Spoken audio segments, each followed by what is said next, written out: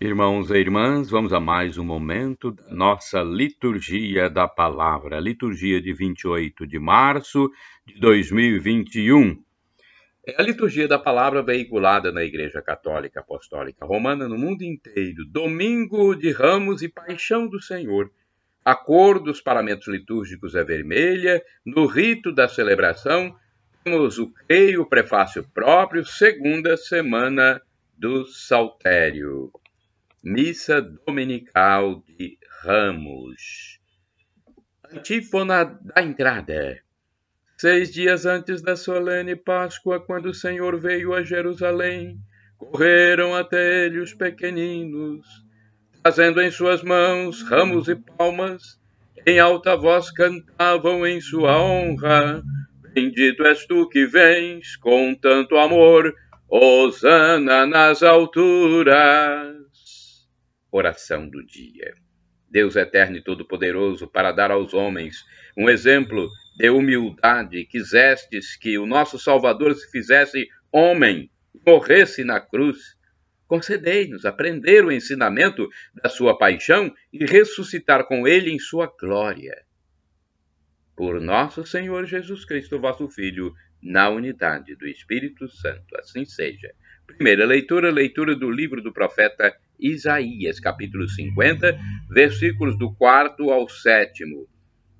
O Senhor Deus deu-me língua adestrada para que eu saiba dizer palavras de conforto à pessoa abatida. Ele me desperta cada manhã e me excita o ouvido para prestar atenção como um discípulo. O Senhor abriu-me os ouvidos, não lhe resisti nem voltei atrás. Ofereci as costas para me baterem e as faces para me arrancarem a barba. Não desviei o rosto de bofetões e cusparadas. Mas o Senhor Deus é meu auxiliador, por isso não me deixei abater o ânimo. Conservei o rosto impassível como pedra, porque sei que não sairei humilhado. Palavra do Senhor, graças a Deus.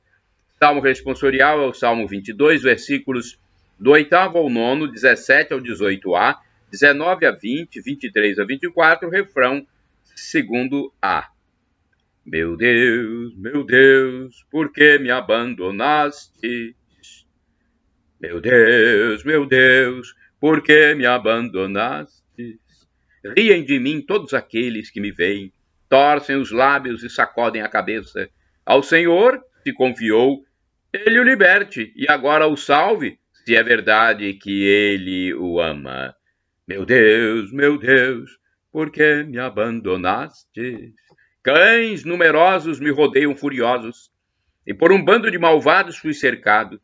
Transpassaram minhas mãos e os meus pés, e eu posso contar todos os meus ossos. Meu Deus, por que me abandonaste? Eles repartem entre si as minhas vestes, e sorteiam entre si a minha túnica. Vós, porém, ó meu Senhor, não fiqueis longe, ó minha força, vinde logo em meu socorro. Meu Deus, por que me abandonastes? Anunciarei o vosso nome a meus irmãos, e no meio da assembleia hei de louvar-vos. Vós que temeis ao Senhor Deus, dai-lhe louvores, glorificai-o, descendentes de Jacó, e respeitai-o, toda a raça de Israel. Meu Deus, por que me abandonaste? Repitamos! Meu Deus, por que me abandonaste? Segunda leitura, leitura da Epístola de São Paulo aos Filipenses, capítulo 2, versículos do 6 ao 11.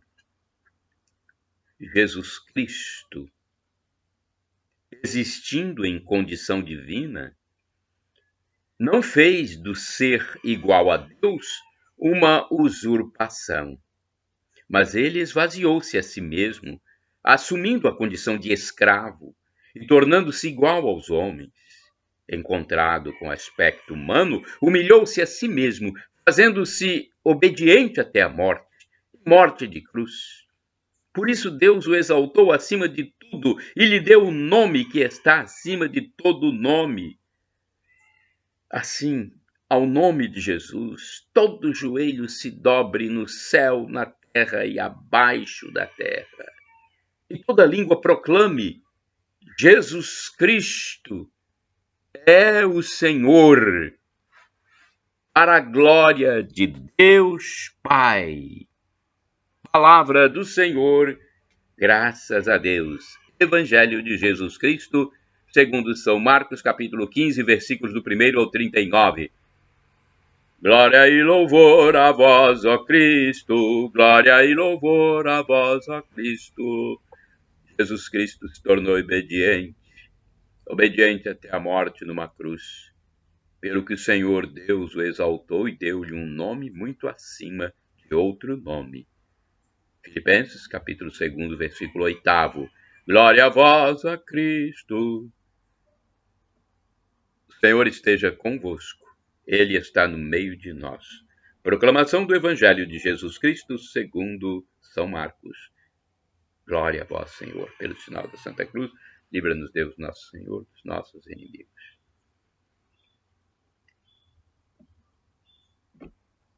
Paixão de nosso Senhor Jesus Cristo segundo Marcos. Logo pela manhã, os sumos sacerdotes com os anciãos, os mestres da lei, todo o sinédrio, reuniram-se e tomaram uma decisão. Levaram Jesus amarrado e o entregaram a Pilatos. E Pilatos o interrogou: Tu és o rei dos judeus? Jesus respondeu: Tu dizes. E os sumos sacerdotes faziam muitas acusações contra Jesus. Pilatos o interrogou novamente: Nada tens a responder? Vê de quanta coisa te acusam. Mas Jesus não respondeu mais nada, de modo que Pilatos ficou admirado. Por ocasião da Páscoa, Pilatos soltava o prisioneiro que eles pedissem. Havia então um preso chamado Barrabás entre os bandidos, que numa revolta tinha cometido um assassinato. A multidão subiu a Pilatos e começou a pedir que ele fizesse como era costume. Pilatos perguntou: Vós quereis que eu solte o rei dos judeus? Ele bem sabia que os sumos sacerdotes haviam entregado Jesus por inveja. Porém, os sumos sacerdotes instigaram a multidão para que Pilatos lhe soltasse Barrabás. Pilatos perguntou de novo: Que quereis então que eu faça com o rei dos judeus? Mas eles tornaram a gritar: Crucifica-o! Pilatos perguntou: Mas que mal ele fez? Eles, porém, gritaram com mais força: Crucifica-o! Pilatos, querendo satisfazer a multidão, soltou Barrabás, mandou flagelar Jesus e o entregou para ser crucificado. Então, os soldados o levaram para dentro do palácio, isto é, o pretório, e convocaram toda a tropa. Vestiram Jesus com um manto vermelho, teceram uma coroa de espinhos e a puseram em sua cabeça e começaram a saudá-lo. Salve, rei dos judeus! Batiam-lhe na cabeça com uma vara, cuspiam nele e, dobrando os joelhos, prostravam-se diante dele. Depois de zombarem de Jesus, tiraram-lhe o manto vermelho, vestiram-no de novo com suas próprias roupas e o levaram para fora a fim de crucificá-lo.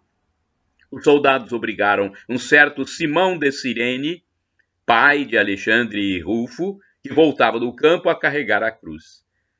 Levaram Jesus para o lugar chamado Gólgota, que quer dizer Calvário.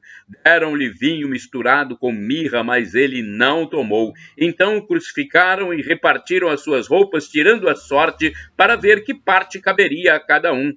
Eram 9 horas da manhã quando o crucificaram. E ali estava uma inscrição com o motivo de sua condenação: O Rei dos Judeus. Com Jesus foram crucificados 2 ladrões, um à direita e outro à esquerda.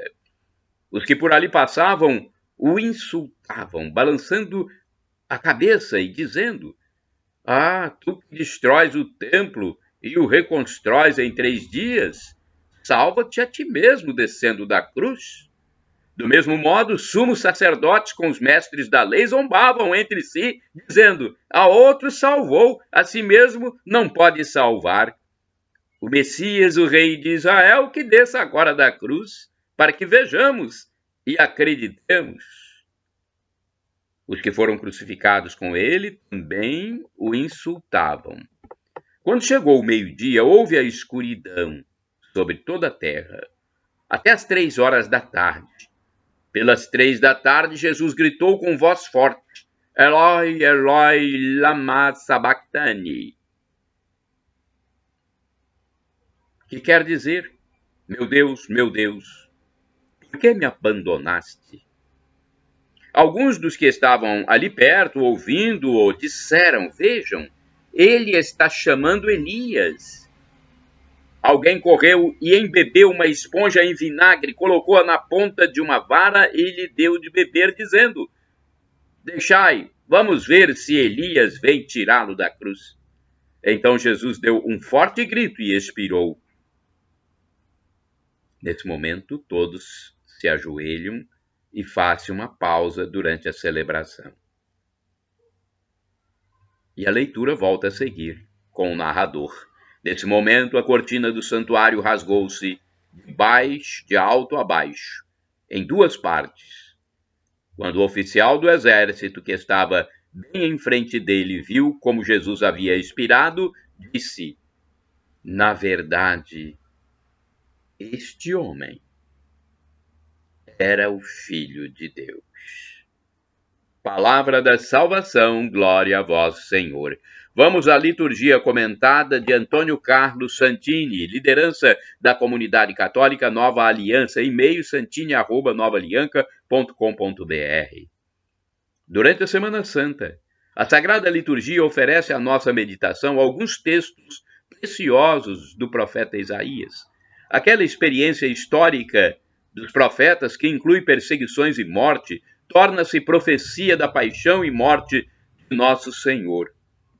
De tal forma, o livro de Isaías está ligado ao Messias esperado por Israel, que muitos o consideram como um proto-evangelho, um evangelho que se antecipa aos evangelhos do Novo Testamento.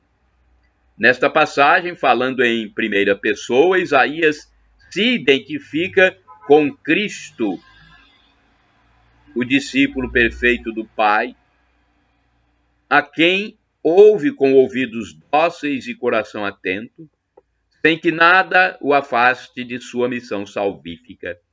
Mesmo abalado em sua natureza humana, a ponto de suar sangue em sua agonia no Getsemane, Jesus foi adiante em seu sacrifício salvador, sem se desviar dos golpes, das ofensas, da cruz. A face que revelava o Pai foi alvo de golpes e cusparadas. O rosto que Maria beijou foi esbofeteado pelo guarda do sumo sacerdote. Mas o servo do Senhor não se esquivou. Apoiado no amor do Pai, Jesus não reluta diante do método escolhido para nos salvar. Ele não se rebela perante a dor e a humilhação. Se o pecado entrara no mundo por um ato de rebeldia e autonomia descabidas, a entrega de Jesus assume o caminho oposto que Paulo define como despojamento e aniquilação, conforme está em Filipenses capítulo 2. Mas podemos ler esta palavra de Isaías em um novo sentido.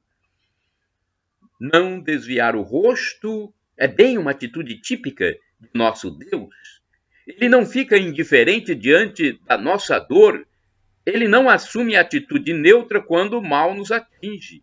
Ele é o mesmo Deus que vê nossa aflição, ouve nosso clamor, conhece nossos sofrimentos e por isso desce para nos salvar.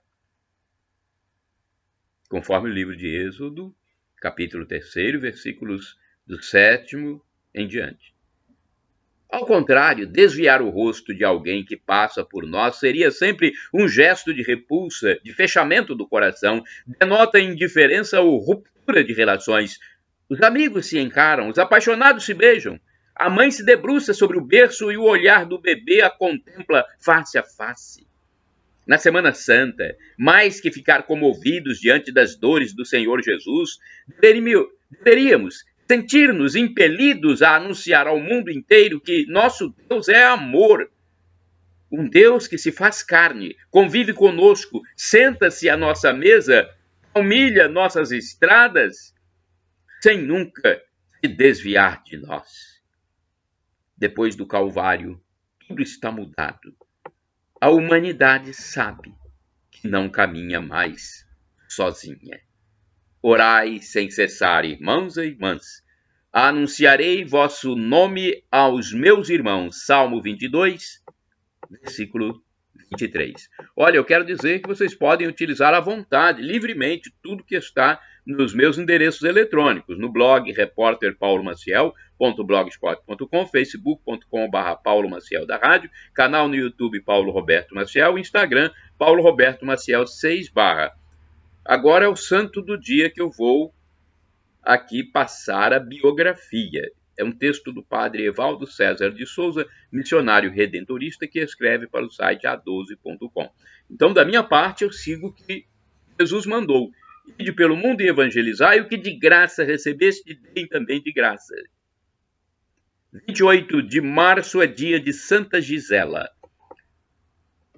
Santa Gisela nasceu em 985, filha do duque bávaro Henrique e de Gisela de Barganha.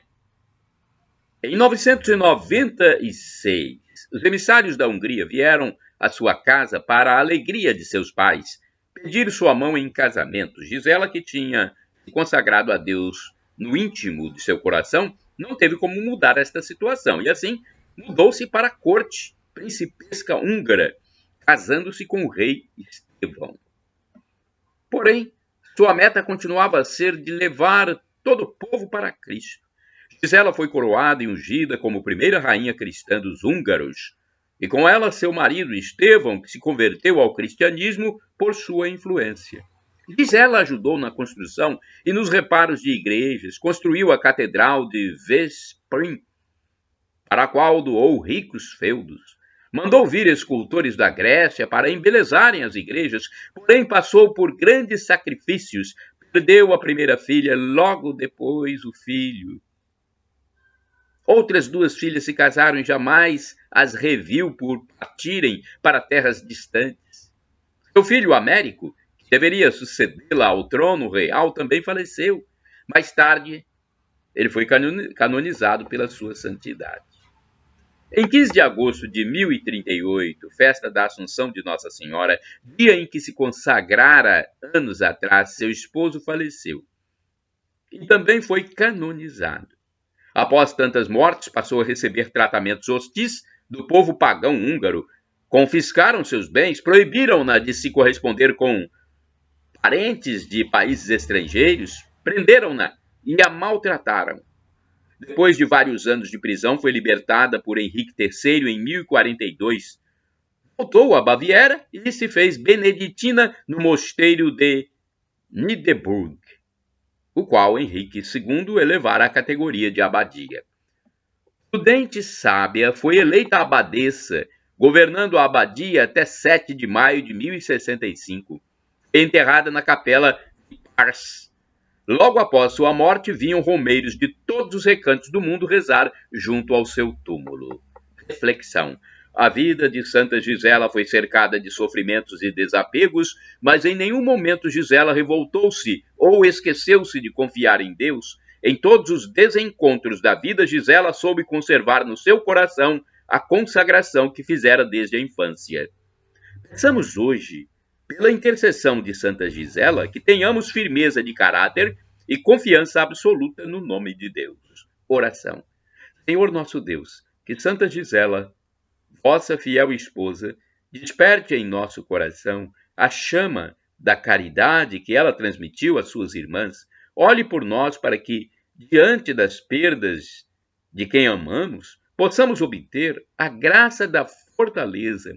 Diante da solidão, possamos ter quem nos socorra e nos conduza por caminhos retos e que nossas igrejas tenham sempre o esplendor espiritual. Por Cristo nosso Senhor. Amém. Shalom Adonai é uma expressão hebraica que significa a paz de Deus. El Shaddai significa Deus onipotente, Deus todo-poderoso, o Deus do impossível. Ele proverá, ele providenciará, acredite. E Maranatá, como dizemos nós católicos, com a tônica na última sílaba, ou Maranata, como dizem os protestantes e evangélicos, com a tônica na penúltima sílaba. Não importa. Essa frase do aramaico, dialeto de Jesus, significa vinde, Senhor Jesus. É para evangélicos e católicos, é para todos os cristãos. Um dia ele vai voltar. Nos arrependamos dos nossos pecados para termos direito à vida eterna, ao paraíso eterno, à felicidade em plenitude que Jesus nos dará na sua volta, que não sabemos quando será. Por isso temos que estar prontos. Arrependa-se dos seus pecados e peça perdão a Deus.